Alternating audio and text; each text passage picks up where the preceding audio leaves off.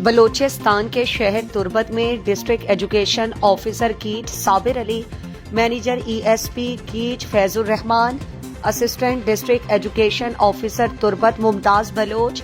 और आरटीएसएम कीच के डीएमसी अब्दुल हलीम ने आज 6 मार्च को government girls high school Balochi बाजार आबसर का दौरा किया। स्कूल में प्रोसेसिंग, वैल्यू एडिशन और मार्केटिंग के मौजू पर एक खुसूसी सेशन जारी था, जिसका एहतमाम ईएसपी यूनिसेफ कीच ने किया था। इस सेशन के मास्टर ट्रेनर प्रोफेसर डॉक्टर गुलाम जान बलोच थे, जो तुर्बत यूनिवर्सिटी के फैकल्टी मेंबर मैनेजमेंट साइंसेज हैं। उन्होंने बताया कि इस सेशन का बुनियादी मकसद तलबा को खजूर की प्रोसेसिंग के हवाले से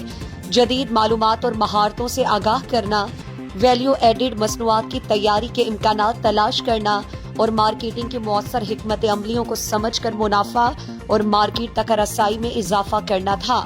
district education officer Sabir Ali ने स्कूल्स में ईएसपी के इकदामात को सराहते हुए इस किस्म के तालीमी और अमली तरबियती सेशंस को